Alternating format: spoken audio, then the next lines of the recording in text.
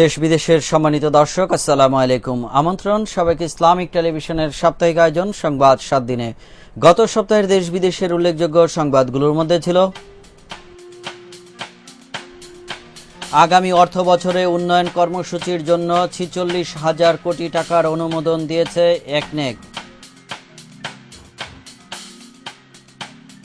যুক্তরাজ্য ও যুক্তরাষ্ট্র সফর শেষে দেশে ফিরেছেন বিএনপি চেয়ারপারসন বেগম খালেদা জিয়া।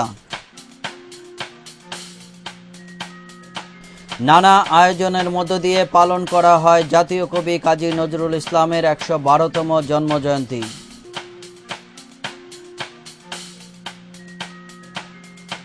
এবং রাসায়নিক দ্রব্য ব্যবহার করে আমসহ বিভিন্ন ফল পাকানো বন্ধে কার্যকর ব্যবস্থা নিতে হাইকোর্টের নির্দেশ।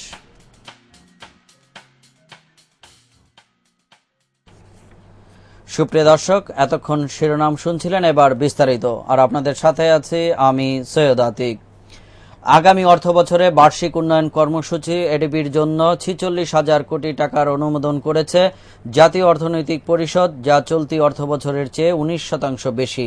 প্রধানমন্ত্রী শেখ হাসিনার সভাপতিত্বে রোববার জাতীয় অর্থনৈতিক পরিষদের বৈঠকে 2011-12 এডিপি বরাদ্দ অনুমোদন হয়। রিপোর্ট রফিকুজ্জামানের। প্রধানমন্ত্রী শেখ হাসিনার সভাপতিত্বে রোববার সকালে জাতীয় অর্থনৈতিক পরিষদের বৈঠক অনুষ্ঠিত হয়। বৈঠকে 2011-2012 অর্থবছরের বার্ষিক উন্নয়ন কর্মসূচি এডিপির জন্য 46,000 কোটি টাকা অনুমোদন দেওয়া হয়। এডিপি বরাদ্দের মধ্যে 49% বা 27,315 কোটি টাকার সংস্থান করবে সরকার। বাকি 18,685 কোটি টাকা আসবে বিদেশি সাহায্য থেকে। বেড়ে যাবে সেইভাবে আমরা আমাদের সীমিত অর্থের মধ্যে এমনভাবে বিভাজন করি, এইভাবে আমরা যে এগোচ্ছি আমাদের জিডিপি কিন্তু বেড়ে চলেছে। আগামী অর্থ বছরের এডিপিতে সবচেয়ে বেশি বরাদ্দ দেওয়া হয়েছে বিদ্যুৎ, তেল, গ্যাস ও প্রাকৃতিক সম্পদ খাতে। চলতি অর্থ বছরের মূল এডিপির আকার ছিল 38,500 কোটি টাকা, যা এবার অনুমোদিত এডিপির চেয়ে 19% কম। Rafiquzzaman, Islamic television.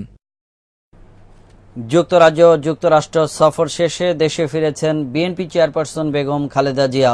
বিমানবন্দরে বেগম জিয়াকে সম্বর্ধনা দিয়েছেন দলের নেতাকর্মীরা। এদিকে বিএনপির ভারপ্রাপ্ত মহাসচিব মির্জা ফখরুল ইসলাম আলমগীর বলেছেন, মধ্যবর্তী নির্বাচনের দাবিতে শীঘ্রই আন্দোলন কর্মসূচি ঘোষণা করবে বেগম জিয়া।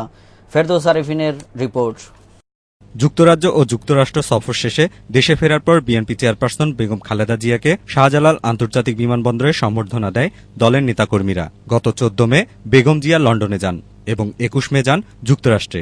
এ সময় তিনি নিউ জার্সি অঙ্গরাজ্য সিনেটের প্রেসিডেন্ট স্টিফেন সুইনির আমন্ত্রণে সিনেট অধিবেশনে যোগ দেন। বাংলাদেশের গণতন্ত্র, নারীর ক্ষমতায়ন এবং সন্ত্রাস দমনে অবদানের জন্য সম্মাননা দেয় নিউ জার্সি সিনেট। এর আগে যুক্তরাজ্য সফরকালে তিনি তার বড় ছেলে তারেক রহমানের সাথে দেখা করেন। এছাড়াও দেশটির বিভিন্ন কূটনীতিকদের সাথে দ্বিপাক্ষিক সম্পর্ক উন্নয়নের জন্য বৈঠক করেন তিনি। বিরোধী দলীয় নেতার এ সফর ফলপ্রসূ হয়েছে বলে জানান দলের ভারপ্রাপ্ত মহাসচিব ফখরুল ইসলাম আলমগীর। এই আলোচনার মাধ্যমে, এই আলোচনার সময় যারা যুক্তরাজ্য এবং যুক্তরাষ্ট্রের সরকারের অথবা বিরোধী দলের নেতৃবর্গ অথবা রাজনৈতিক নেতৃবর্গ, মানবাধিকার প্রতিষ্ঠানগুলোর নেতৃবর্গ, তারা বাংলাদেশের মানবাধিকার সম্পর্কে যথেষ্ট উদ্বেগ প্রকাশ করেছেন এবং গণতান্ত্রিক অবস্থার সম্পর্কে উদ্বেগ প্রকাশ করেছেন। বিএনপি নেতৃবৃন্দ জানান, চেয়ারপারসনের সাথে আলোচনা করে নেতাকর্মীরা খুব শিগগিরই কঠোর আন্দোলনে নামবে। বিক্ষোভ, মিছিল, সমাবেশ, অবরোধ, হরতাল, লং মার্চ, রোড মার্চ, এগুলি আসলে আমাদের দেশে আন্দোলন। এখন এই আন্দোলনগুলোর কর্মসূচির মধ্যে কোন কর্মসূচি তিনি কোন সময় গ্রহণ করবেন সেটা আপনারা সময় মতো জানতে পারবেন।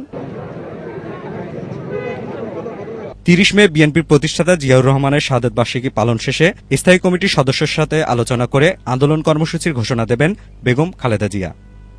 Ferdous Arefin, Islamic television, Dhaka.